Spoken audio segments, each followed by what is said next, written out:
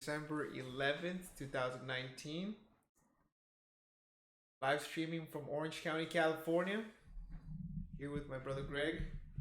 Hello, guys. How's it going, man? I'm doing well. So, this episode, now that we're in the studio, we actually missed last week and the week before that because I was on a work trip and then we were getting the studio ready. Finally, in here. This is the first look to our studio. We just got to decorate now. Anyway, we're back today.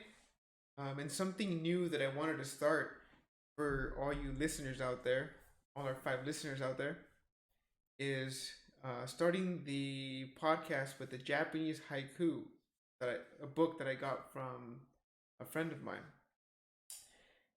And a haiku is basically it's a tiny verse form in which Japanese poets have been working for hundreds of years. Originally, it was the first part of the tanka, a 5-line poem, often written by 2 people as a literary game. One writing 3 lines, the other 2 lines capping them. But the haiku, or 3-line starting verse, became popular as a separate form. As such, it is a properly called haiku and retains an incredible popularity among all classes of Japanese. There are only 17 syllables in the haiku. The first and the third lines contain 5, the second line 7. There is almost always in it the name of the season or a key word giving the season by inference. This is a shortcut costing the poet only 1 or 2 syllables, whereby the reader can immediately comprehend the weather, foliage, the bird and insect life, and the emotions traditional to the season, factors which almost always are important in the poem. But there is also in a good haiku more than a mere statement of feeling or a picture of nature. There is an implied identity between seemingly different things. The greatest of haiku writers and the poet who crystallized the style was Basho, who was born from 1644 to 1694. In his later years, he was a student of Zen Buddhism. Anyway, so that's just a little background of the haiku. So for today, here we go. In these dark waters, drawn up from my frozen well, glittering of spring. Green guy. Wait, that was it? Yeah. Let me see. I didn't catch. So, okay. In these dark waters, drawn up from my frozen well, glittering of spring. Okay, let me see. I think you read it quickly. Yeah, okay. You read it almost like it was a sentence. You're supposed to read the words and stop. So, in these dark waters, drawn up from my frozen well, glittering of spring. I don't know what that means. You can't. Dark waters? Like the ocean? He just said that it's from a well. Okay. But a frozen well. Oh, Jesus. Oh my Who god. does that? Like, always, Okay. got some. So this one, I gotta pick it up really quick. I'll be right back. I'll continue with one more here. We got, I'm not sure how to pronounce this guy or girl's name. Busan? It's, standing still at dusk.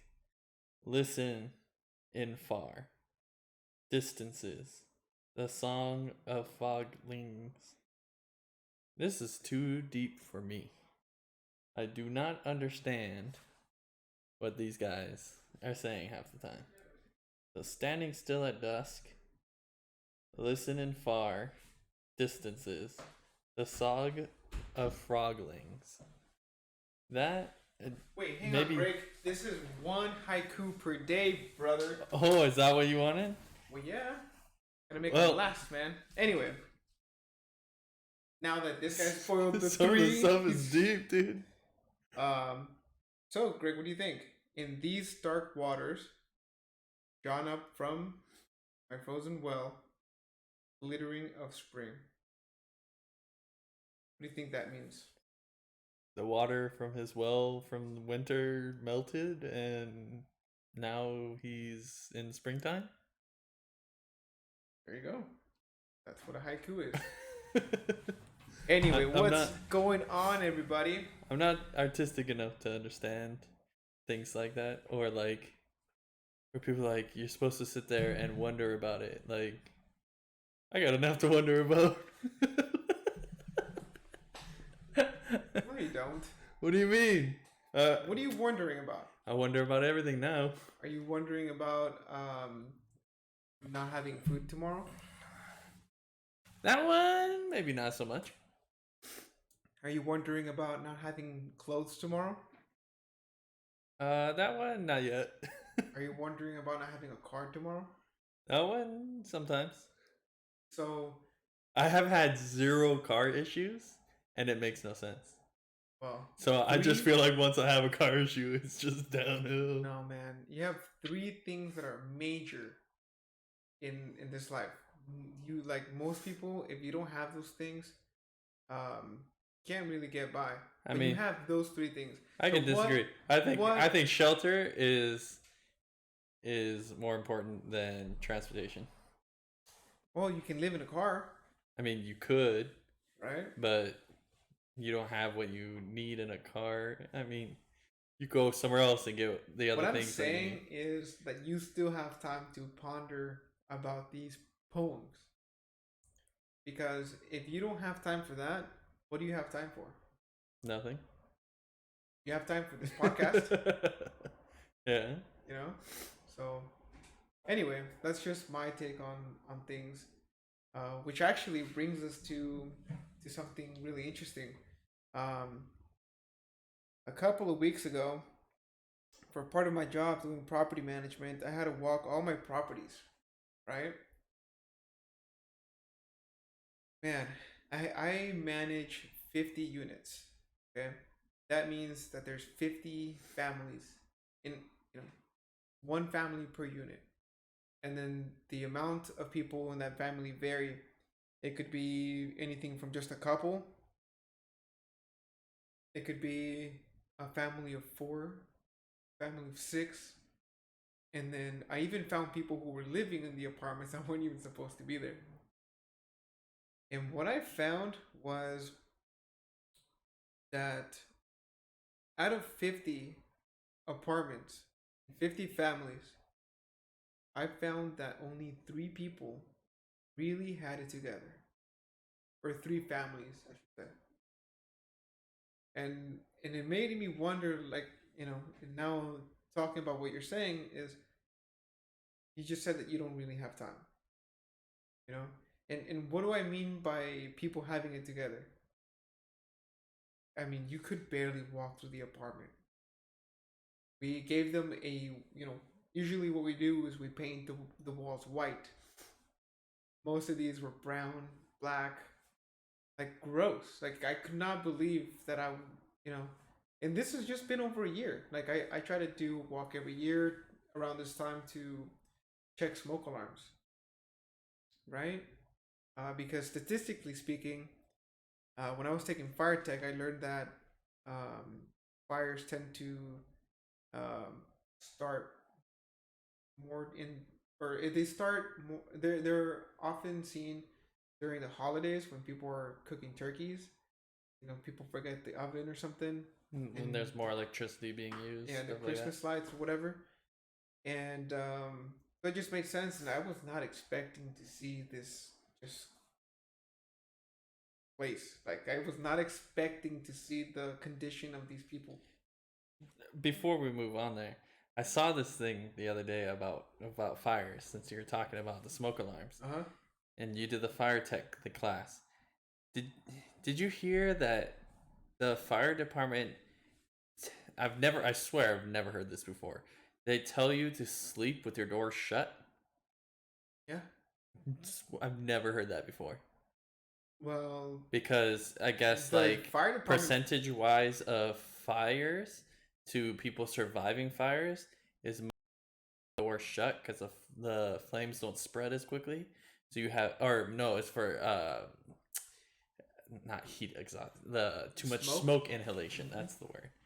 I've never heard that. So someone created this thing to where when the smoke alarm goes off, it will automatically shut your door. Oh, that's cool. And I saw that and I was like, that's weird. And I just started listening to it. I was like, why do you need your door shut when a fire? Like, don't you usually want your door to be open so you can get out? No, and then they said that. Most people tend to sleep. They don't even wake up. Mm-hmm. There's been cases where people fall asleep and, they close their door and they wake up and half their home is burned. Yeah. Because it keeps the smoke out, essentially. Yeah. And then it doesn't spread into here because it has to go through the door first. Yeah. Yeah. I found that so interesting. And it's easier to contain with the door closed. I sleep with my door shut and locked. Locked? Hell yeah, dude. Dude, I don't know about locked. Like, yeah, man. I've seen so many things. Like I just saw this video the other day. These guys, they were driving around trying to hack garage doors to open. So when the garage door was open, they drive in, they wait for the garage door to close, and then they rob the house. And they did it. This guy was home, and he had a gun, and he heard the garage open, and he's like, no one's going to be coming here. So he got his gun, and he saw the people, and he started shooting, and they took off. But, like, I don't know where I was going with that, but... So, the moral of the story is that you should have a gun?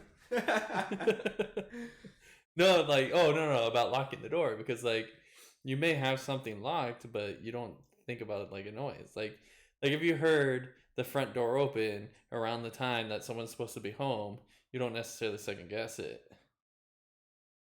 But what if it wasn't the person you expected to come in the door?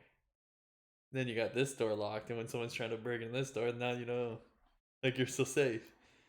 Rather than that door being open and they come up your stairs and you're just screwed. When it comes to robberies, I think people are safer just letting the things go.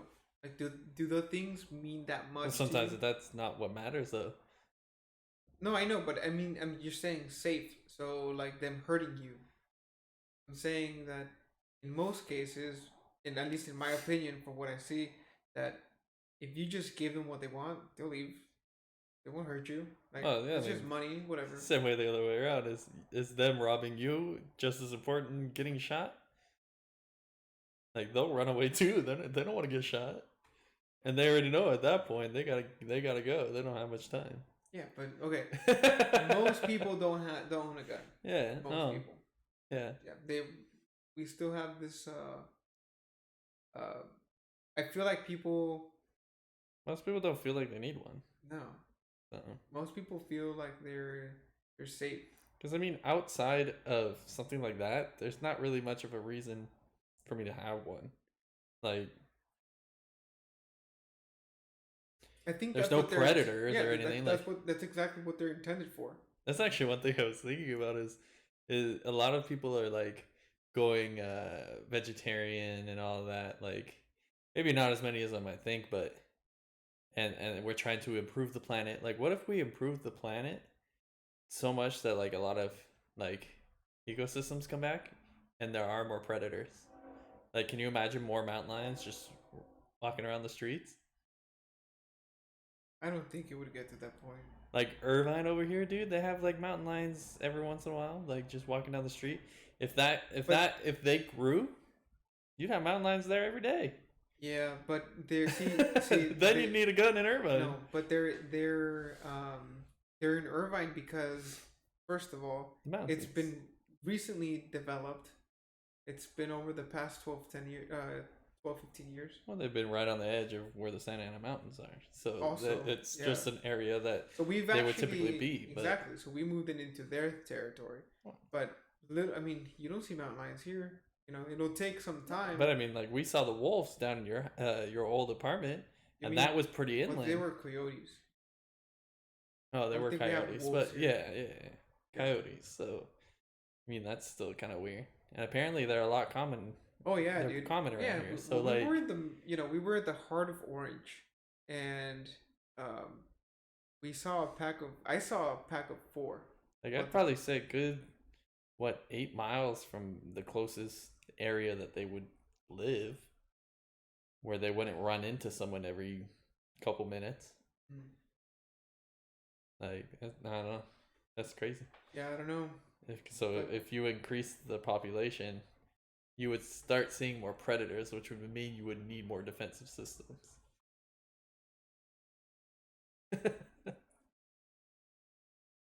I think that's I don't know. I don't know about that. I don't think it'll get there. I don't think so.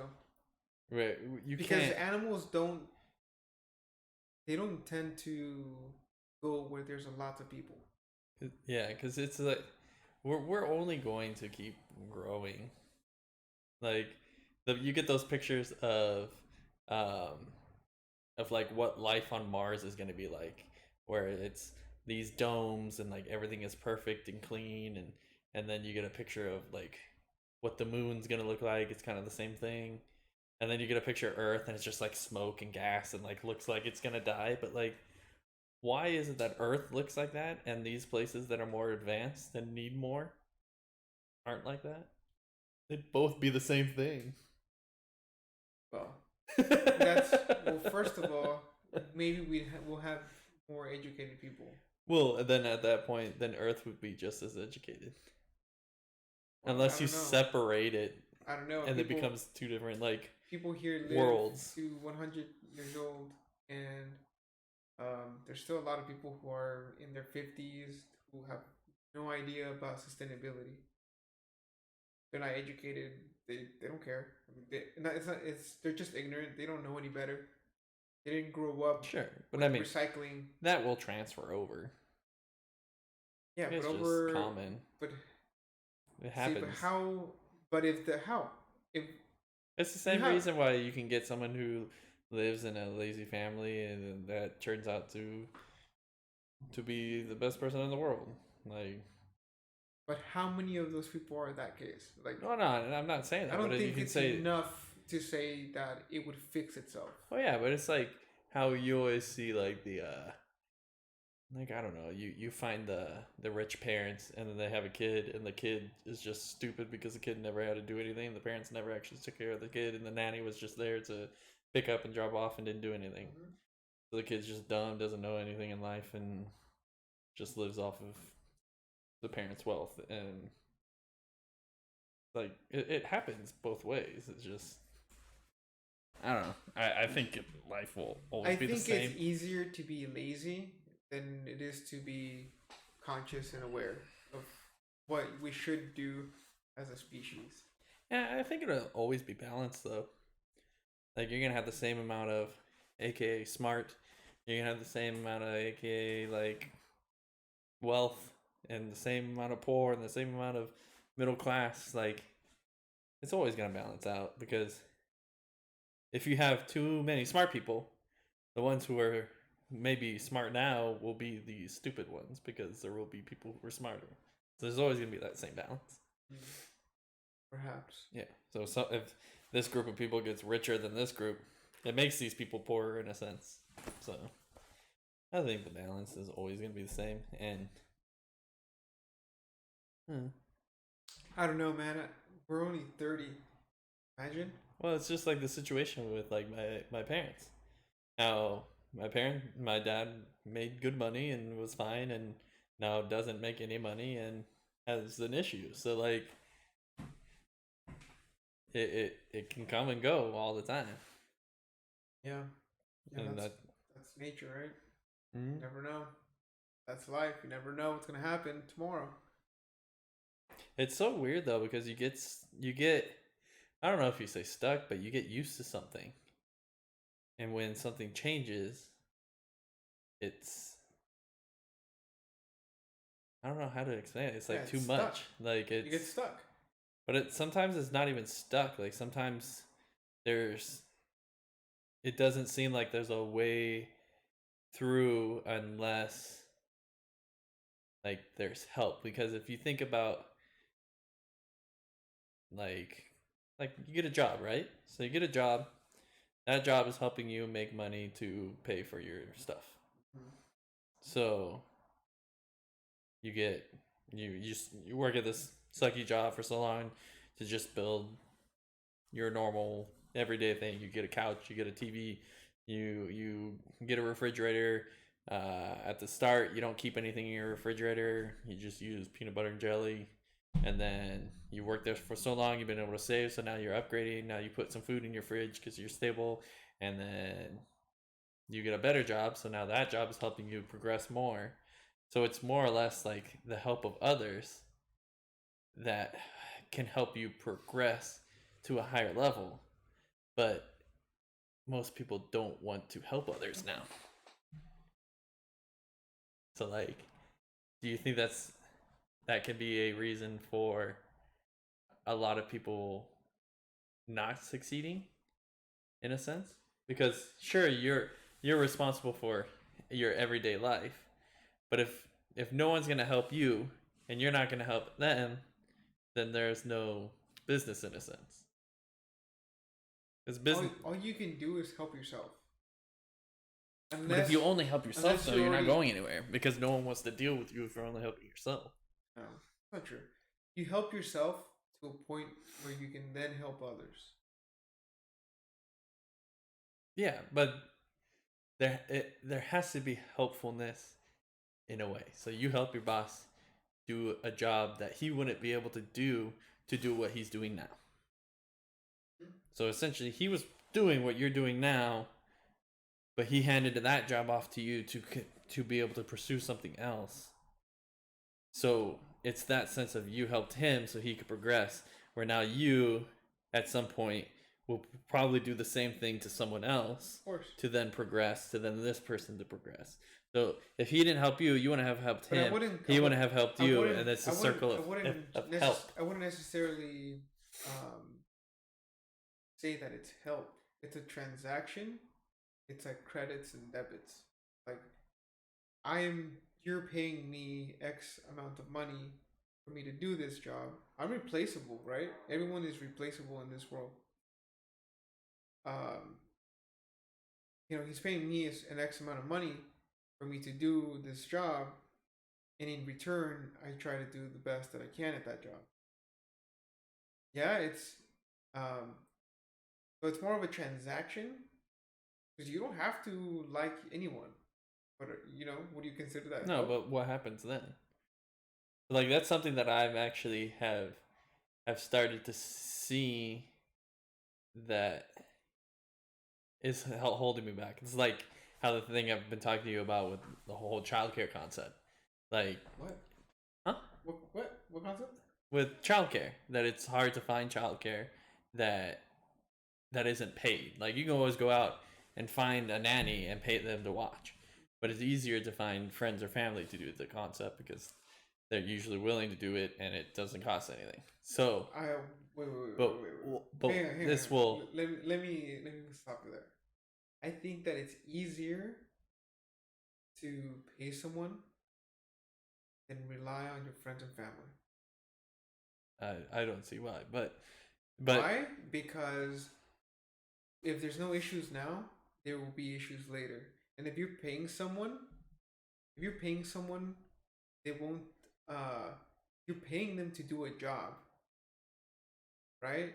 So they're getting income, whereas the friends and family are not. Yeah, but there's a huge difference though. Outside of like, there are ones who do like teach and have time, or it's literally just I'm here to watch them until you're home. Like make sure they don't die, make sure they have a dinner, and that's about it. That's usually what you get when you just pay someone. What? Like they're just here until you get back.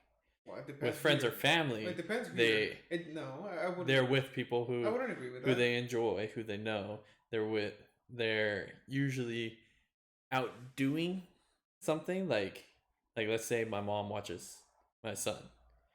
There is more of a connection and a long-term connection than having, let's say, this person named Sarah watch my son for 2 years. But you can't compare to. But that's my point, though. That's the thing. Having friends or family watch I would say is better for them to grow up in. I would say outside of getting like a tutor kind of childcare, and that's just not feasible for someone like me. Because you have to look at what that person is doing. because your son is gonna pick up everything that they're doing. Mm-hmm. It's gonna be habits, and it's gonna be personality. So I don't know. Yeah. It could go both ways. But see, like going back to where this started from, though, is how I said about people helping others, and you said it's more like a, what was the word? Contract? Well, Not contract. a job It's is more of a. you mean like a job? No. You said it's more of a transaction Yeah. than it is than helping. So if you don't, how do you how, if you don't go out and meet people and become friends, how do you become friends? You start off by enjoying the same things, or someone helps you with this, and then you start talking, or like I don't know, you meet someone at school or something. So usually, what most friends do is help each other out with situations, or they will like they don't do a transaction. I would still Like it's not. I would still consider a transaction because they're doing you a favor in return for a future favor. Like, Well, like you and I didn't talk for so long, yeah. and then when everything happened with me, then we've talked like every day since that. So like Yeah, there was but no transactions for years. Like why No, was it but I just already simple to jump back into no, it? but I already knew Well, from the beginning. and Like that I yeah. was just I was like, well, I'll he'll go through his thing, and then I don't know if he's here, he's here. That was kind of like my mindset, Mhm. you know. So going with all that, I've realized that I haven't made as many friends or family that that that like I don't know, how do you say it? I don't have as many like friends or family as most people do. I think you're just older. I feel the same way. No, because well, like some people's families are bigger. Like I don't talk to my brothers unless they Okay. end up coming around. Right. And like I talk to my mom and my dad all the time, but like with them going, I looked at it. I was like, who else is here? Like I got like maybe 6 people. I don't know. I was thinking about it. I was like 6 people. That's not that many people. What if That's a small like tribe. who who do I talk to? What do I do all the time? Well, we're here most of the time. It's just weird because even on Saturday, you had 6 people in your house who were your family, and I was just like, God damn. Oh yeah, man, I'm really lucky. So like, I do have a big family, and and it's not even a big family to today's well, to the old standards. Say I have a big modern family. yeah. Like we're 7 siblings, so I have a lot of nephews. I have 6 brothers and sisters. That in itself is already a lot of people, you know. And then everyone from their family line. So, and then I was lucky enough to marry into a good family. So now I have a lot of people there. You know, I just been lucky. You know? But at, most of the time, having more people equals more problems. That's why my circle of friends is really small. Considering that I know a lot of people, my my real circle of friends consists of this 6 of you guys. Mm-hmm. I think one of the things too with with thinking about all the like the friends and stuff like that. I thought back on it. Is it like going back to the helping concept? Is it because I never stepped forward to show the same helpfulness that others have tried to show? Sure, that has And something to do with that's it? Or and that see, I'm picky so as hell? no, and see, that's the thing. You don't have any credits with them. I guess It's a in the sense of transaction. it, it's the way that you think of it. Because there's people who treat their whole life as if it was a business, And it doesn't work the same way when you're in a relationship to treat it the same way as a business. No, So different like things. it can fail that way, but at the same time, the other way around, if you find it everything to be friends and family, then you screw yourself up in a business area. Well, So look, like man, that's why like how you're thinking of it more of a transaction, I'm thinking of I'm it only more of helpfulness. no, but see, even being helpful, you have to break that down. What does that mean? What are you being helpful for? And why do you want to be helpful? Giving without expectation. So like you asked me to come over here and paint. I came over here to paint. That was it. But with a transaction, hang on. me coming over here to paint means that I expect you to go and do something for me. Well, this is a So there's this is a difference. specific thing because this is the studio, and we both have the responsibility in the studio. So don't give me that See, shit. no. But see, that's the whole point there, though. But Like, that's where the expectation comes. No, there's no I'm not expectation. expecting. I didn't expect you to say yeah. If Oh, you I'm just didn't say using no, that I example. right, but if you said no, I would have done it anyway, Mm-hmm. right? And that was the thing. I just said. I mean, you didn't. I was asking you, do you have anything to do? No. Okay, let's do the hangout. We'll hang out and we can paint at the same time, right? We didn't. We usually hang out once a week, right? So we didn't hang out the whole week. It was a day to catch up almost. But aside from that, even let's go back to the helpfulness, right? Mm-hmm. Let's break it down. If you do something without expectation for someone else over and over and over and over, and you fill them with your credits, and you never get to cash up on that, one day you're gonna say no. One day you're not gonna be there. One day you're just gonna leave. Because what do you have to gain from that person?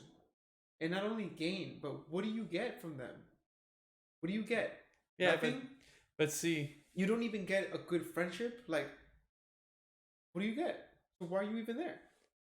that you can take that like with the business side of it. If you go out and let's say you sell this product, I don't know, a pen. You sell a pen to this business that sells tile. You sell this pen to this business that sells tile, and they give you money for your pen. They don't expect you to buy tile from them. No.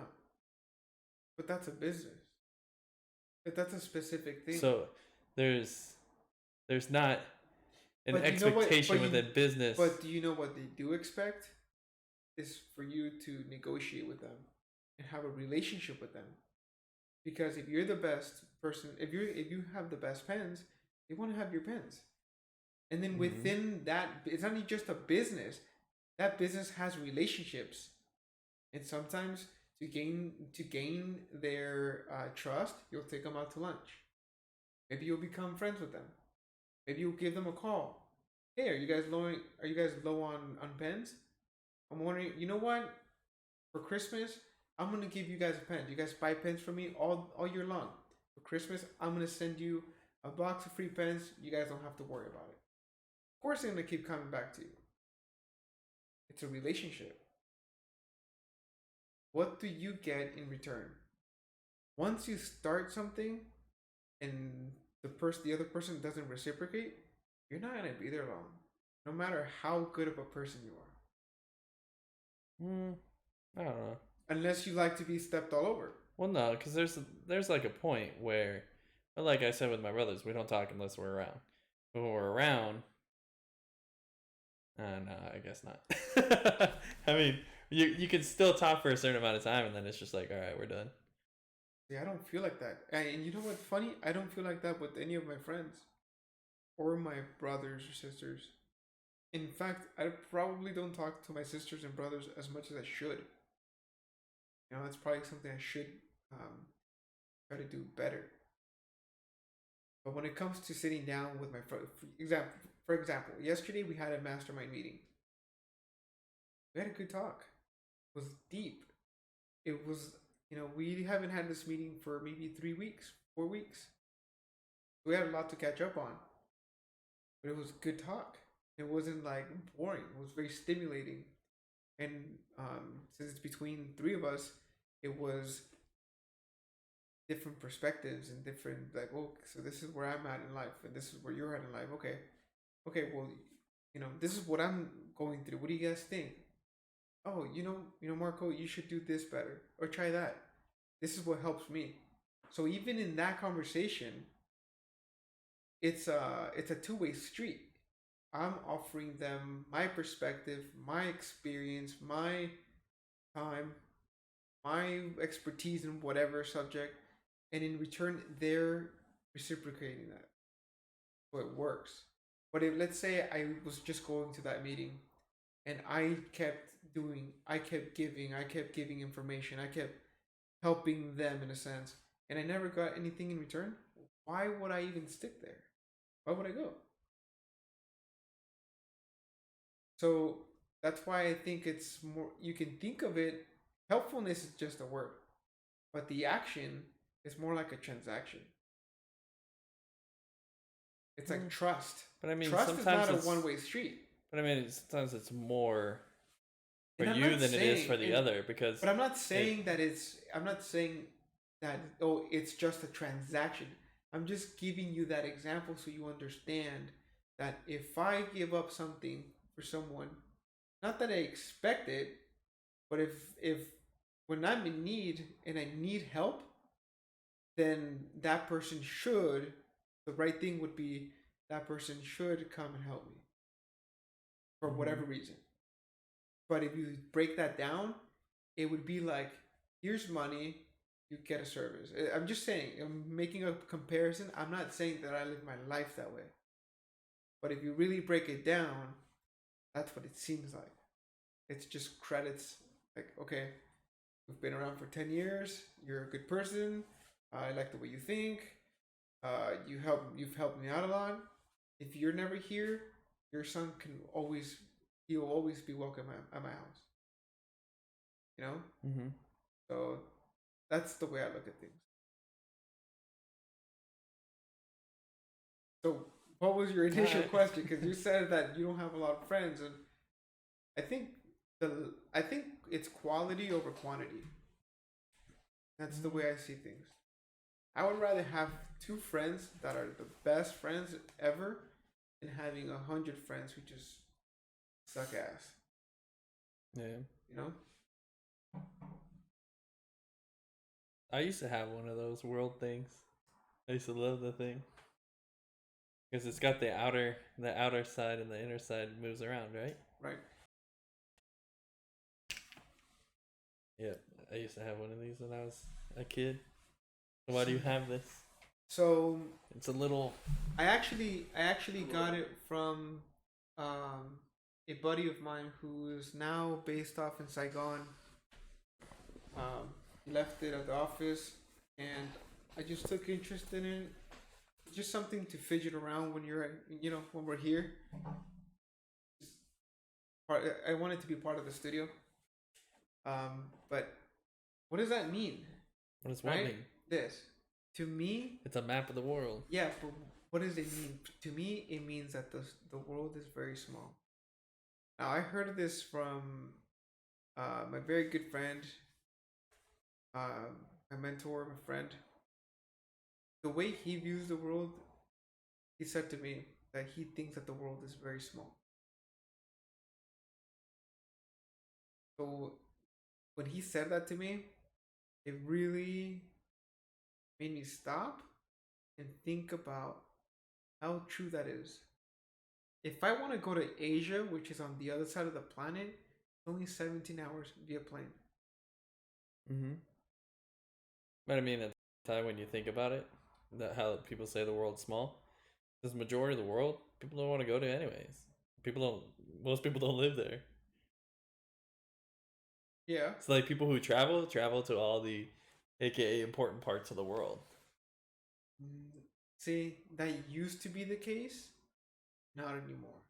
Like, Because there's more people now that have been traveling who go to the main countries, the main site, the tourist sites, and they're tired of it. It became too touristy, yeah. very cookie cutter. So now people are looking for exotic things.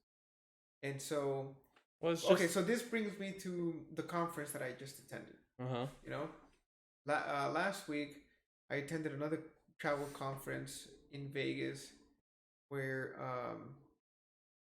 it's all travel agents and all the suppliers get together to do business.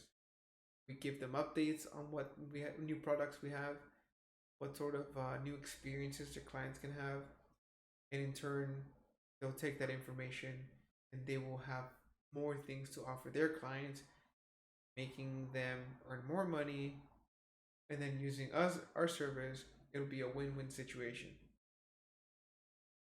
And basically, there were 4,500 people there. Most of them have traveled everywhere. There's people who have traveled to. I met a person who their goal by the time they're 100, they want to have traveled to 100 countries. Uh, how many countries have you ever been to? Two, Three. three, Oh,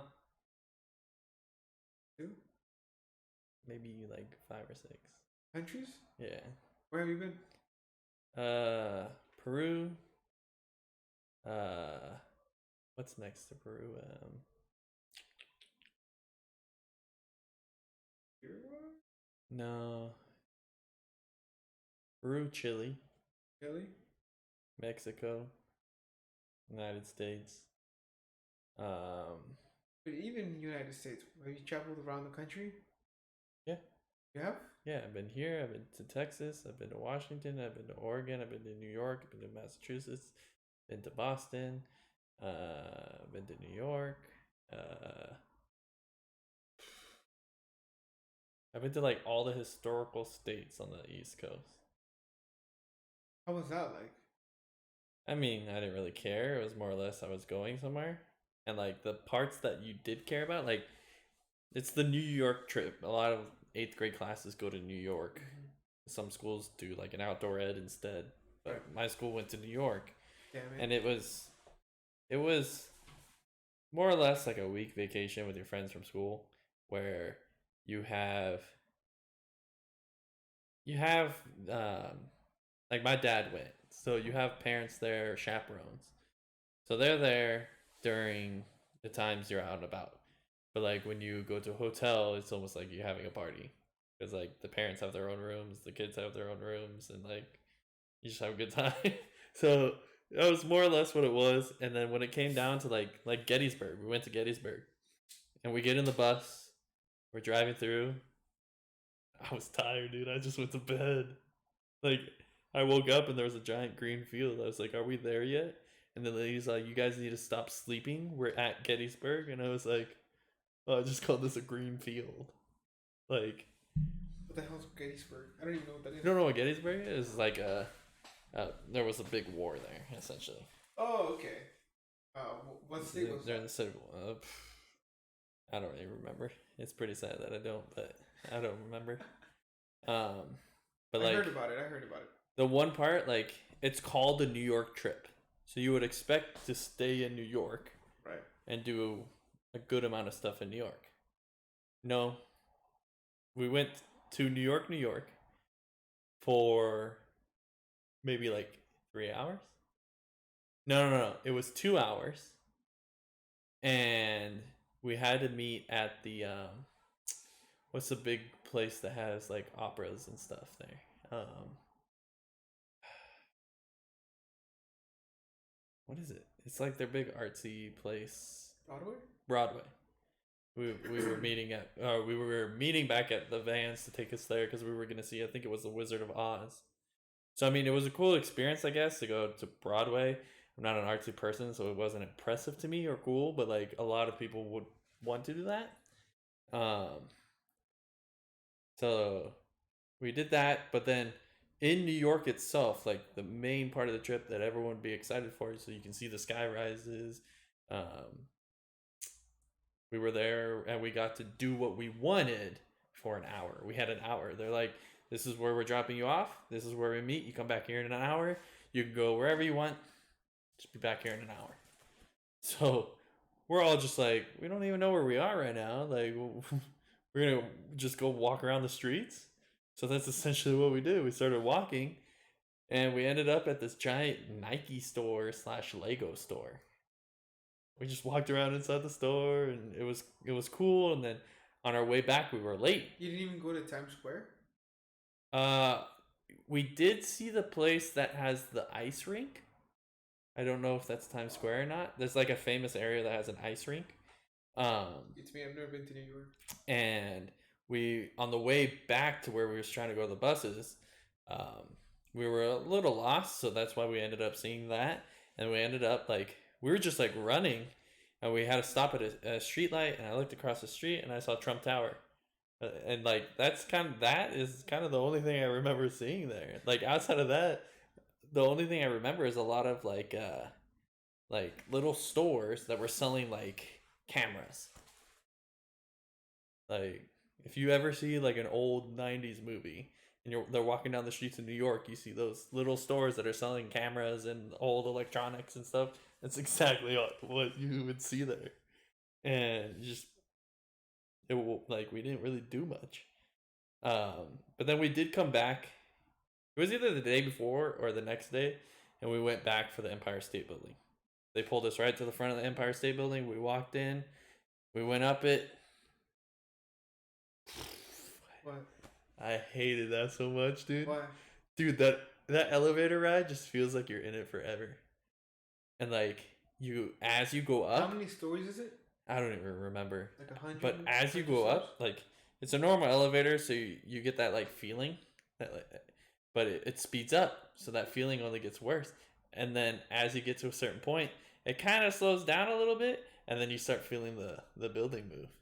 Then you get to the top and you get out, and if you even stop, like if you don't just keep walking, you just feel it, dude. It's so creepy. It's freaked the crap out of me the whole time. Can you feel it because of the wind? Yeah, you just feel the building move. Oh, it's so bad. It's like when we go to like Main Place Mall and you're on the second level and you can feel it. People walking. But it's worse than that, dude. People walking. It's so much worse. Well, I went to Chicago.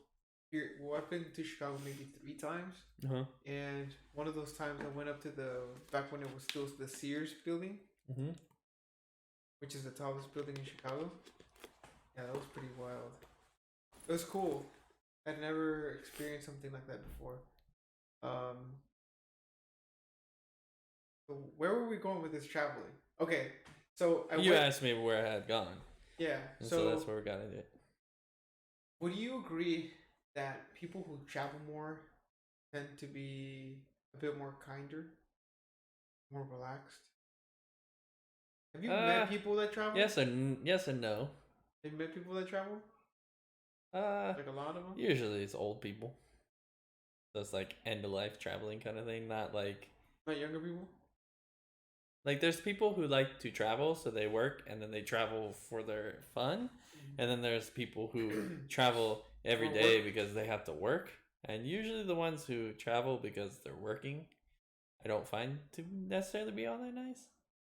But the ones who do it for fun, more or less, are usually more open. Because you have to be able to talk to people you don't know, and half the time languages you don't know. The reason why I ask you is because I met a few thousand people, maybe 1,000 people, maybe a couple thousand people, and I found that they're more open-minded in a sense. They're more relaxed, collected,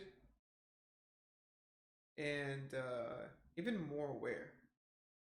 Like, I don't know, like living here in Orange County, we've been here for 29 years.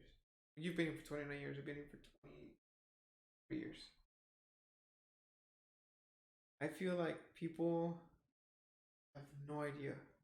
I feel like people are walking around, they're still asleep. That makes sense? Like, don't you ever look at people and then you just look at them and you're like, huh, that person's still sleeping.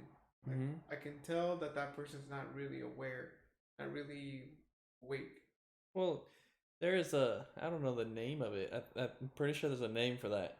It's just like at the beginning you said, do you worry about clothes the next day, or do you worry about food, or having a car? Like, they're you're used to circumstances that are normal and are attainable, and it just becomes normal, and that's what you should have. Where in other places it's not normal, so it's easier to see. Oh, sorry. So it's harder. It's harder to like what's the word? Just like here between, I've talked to a buddy of mine who lives in Canada, and I live here, so Is it he's Aaron? talked. No, he lives in the USA. Florida? No. Where's he at? Avon. What happened I to don't that guy? remember. I don't know. I Anyway, think he got a good job, and so he's just busy with that. But so he's used to having like socialized healthcare and other socialized government provided things, and we don't really have that here. And so he was saying that about how a lot of the socialized programs are more or less to help people rather than it is to provide things like homes and so it would be more of supplemental things. So like we've talked about childcare right now. He said there's like a childcare $7 a day, and it's not like they just are hiring random people to do childcare. It's like a business that the government essentially hires on, pays the remainder of what's owed, and you only owe $7. Or like the healthcare thing. So there's healthcare. So it's not like they're providing you a home or providing you with like your everyday needs. It's more or less the supplements within your life to help you succeed. Whereas we see that as, oh, they're just taking all your money. Well, how much are they paying for taxes? He says he understands that the taxes are higher than other places, but with all the benefits to help everyone succeed more, there are less issues all around.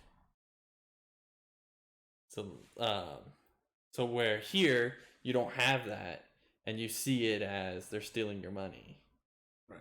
Where now you can I think it's like people can be more aware as they go other places to what's going on here and there, and to them they kind of have a little piece of everything, and it's kind of, that's why that it appears like they're more aware, because they're like, oh, this and this and this. Like, I don't know what goes on in Spain, so how would I be more aware that something in Spain is better than something here? You're talking about so Canada, like, so what do you mean?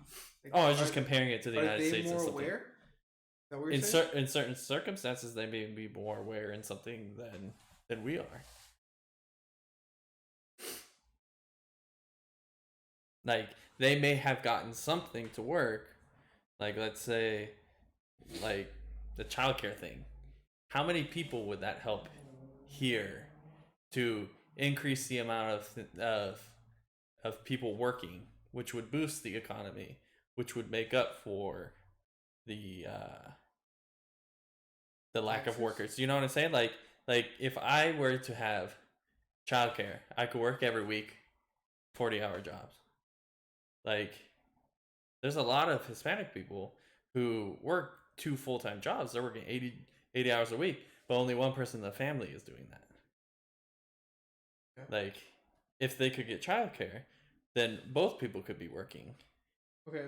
And it would push the economy. But then so like, sure, there's a lot more behind it, but like, they got it to work for their country, and their country's obviously not like dead. I mean, there are issues in Canada, but there are issues here, you know? Like, you can say that about anywhere you go. I think there's more issues. Trash. I think there's more issues. I don't think there's that many issues here. I think there's just as many issues almost everywhere, but I know there are worse places. So it's like going into a gang infested city here is not a smart idea. Going to, let's say, Afghanistan as a woman is not a good idea. Like, there are things, I mean, it's not a good idea for most people to go to Afghanistan, I don't think. But I'm just saying, like, there are circumstances that are better for some than others, just based off of culture, I guess, Yeah. and Then how you're used to things. Like people in